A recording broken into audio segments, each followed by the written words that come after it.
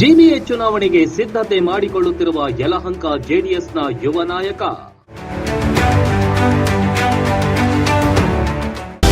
ಸಂಘಟನೆ ಚತುರ, ನಿಖಿಲ್ ಆಪ್ತ ಬಳಗದಲ್ಲಿ ಗುರುತಿಸಿಕೊಂಡಿರೋ ಪ್ರವೀಣ್ ಕುಮಾರ್. ಪ್ರತಿ ಚುನಾವಣೆಯಲ್ಲಿಯೂ ಕ್ಷೇತ್ರದ ಯುವ ಸಮುದಾಯಕ್ಕೆ ಉತ್ಸಾಹ ತುಂಬೋ ನಾಯಕ. ರಾಜ್ಯ ಸರ್ಕಾರ ಜೂನ್ ತಿಂಗಳೊಳಗೆ ಜಿಬಿಎ ಚುನಾವಣೆ ನಡೆಸಲು ನಿರ್ಧಾರ ಮಾಡಿದ್ದು, ಆ ನಿಟ್ಟಿನಲ್ಲಿ ಎಲ್ಲಾ ವಾರ್ಡ್ಗಳಲ್ಲಿಯೂ ಅಭ್ಯರ್ಥಿಗಳು ಸಂಘಟನೆಗೆ ಇಳಿದಿದ್ದಾರೆ. ಆ ನಿಟ್ಟಿನಲ್ಲಿ ಬೆಂಗಳೂರು ಉತ್ತರ ಜಿಬಿಎಯ ಯಲಹಂಕ ವಿಧಾನಸಭಾ ಕ್ಷೇತ್ರದ ನ್ಯಾಯಾಂಗ ಬಡಾವಣೆಯಲ್ಲಿ ಅಭ್ಯರ್ಥಿಯಾಗಿ ನಿಲ್ಲಲು ಜೆಡಿಎಸ್ನ ಮುಂಚೂಣಿ ಯುವ ನಾಯಕರಾಗಿರುವ ಪ್ರವೀಣ್ ಕುಮಾರ್ ಸಿದ್ಧತೆ ನಡೆಸಿಕೊಳ್ತಿದ್ದಾರೆ.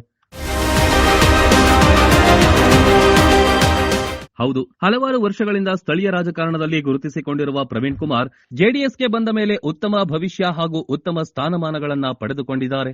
ಯಲಹಂಕ ಭಾಗದಲ್ಲಿ ಯುವ ಸಮುದಾಯವನ್ನ ಹಿಡಿದಿಟ್ಟುಕೊಳ್ಳುವಲ್ಲಿ ಪ್ರವೀಣ್ ಕುಮಾರ್ ಪ್ರಮುಖ ಪಾತ್ರವನ್ನ ವಹಿಸಿದ್ದಾರೆ. ಪ್ರತಿ ಚುನಾವಣೆಯಲ್ಲಿಯೂ ಯಲಹಂಕದಲ್ಲಿ ಯುವ ಸಮುದಾಯಕ್ಕೆ ಉತ್ಸಾಹ ತುಂಬಿಸುವ ಕೆಲಸಗಳನ್ನ ಪ್ರವೀಣ್ ಕುಮಾರ್ ಮಾಡಿಕೊಂಡು ಬರ್ತಿದ್ದಾರೆ. ಈ ಹಿಂದಿನ ವಿಧಾನಸಭಾ ಕ್ಷೇತ್ರದ ಚುನಾವಣೆಯಲ್ಲಿ ಪ್ರಬಲ ನಾಯಕರಾಗಿದ್ದ ಎಸ್ಆರ್ ವಿಶ್ವನಾಥ್ ಅವರಿಗೆ ಕೂಡ ತೊಡೆ ತಟ್ಟಿ ಜೆಡಿಎಸ್ ಪಕ್ಷದ ಗತ್ತನ್ನ ತೋರಿಸಿದ್ರು. ಎಲ್ಲಿಯೂ ಕೂಡ ಕಮಿಟ್ ಆಗದೆ ಪಕ್ಷಕ್ಕೆ ಪ್ರಾಮಾಣಿಕ ಸೇವೆ ಸಲ್ಲಿಸುತ್ತಾ ಬಂದಿದ್ದಾರೆ. ಇನ್ನು ದೇವೇಗೌಡರ ಕುಟುಂಬದ ಜೊತೆ ಉತ್ತಮ ಬಾಂಧವ್ಯ ಹೊಂದಿರುವ ಪ್ರವೀಣ್ ಈ ಬಾರಿ ಯಲಹಂಕದ ನ್ಯಾಯಾಂಗ ಬಡಾವಣೆಯ ಟಿಕೆಟ್ ನೀಡುವಂತೆ ಹೈಕಮಾಂಡ್ ಅಂಗಳದಲ್ಲಿ ಮನವಿ ಮಾಡಿಕೊಂಡಿದ್ದಾರೆ. ಇನ್ನು ವಿಧಾನಸಭಾ ಚುನಾವಣೆ ಮುಗಿದ ಮೇಲೆಯೂ ಮೈತ್ರಿ ಬಂದ ಮೇಲೆ ಎಸ್ಆರ್ ವಿಶ್ವನಾಥ್ ಜೊತೆಯೂ ಕೂಡ ಉತ್ತಮ ಒಡಂಬಡಿಕೆಯಲ್ಲಿದ್ದಾರೆ. ಪಕ್ಷದಲ್ಲಿ ಕೆಲಸ ಮಾಡುವಾಗ ವಿರೋಧ ಮಾಡುವುದು ಸಹಜ ಪರಿಸ್ಥಿತಿ ಎನ್ನುವ ಪಕ್ಷ ನಿಷ್ಠೆಯನ್ನ ಪ್ರದರ್ಶನ ಮಾಡಿದ್ದಾರೆ.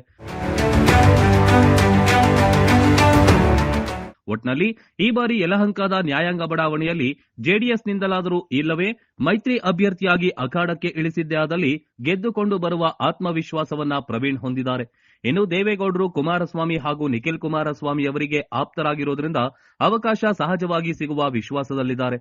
ಹೀಗಾಗಿ ಯಲಹಂಕ ನ್ಯಾಯಾಂಗ ಬಡಾವಣೆಯಲ್ಲಿ ಈಗಾಗಲೇ ಸಂಘಟನೆಗೆ ಇಳಿದಿರುವ ಪ್ರವೀಣ್ ಕುಮಾರಸ್ವಾಮಿ ಅವರ ಆಡಳಿತ ಅವಧಿಯ ಸಾಧನೆಗಳನ್ನ ಜನರಿಗೆ ಮನಮುಟ್ಟಿಸುವ ಕೆಲಸ ಮಾಡ್ತಿರೋದು ವಿಶೇಷವಾಗಿದೆ.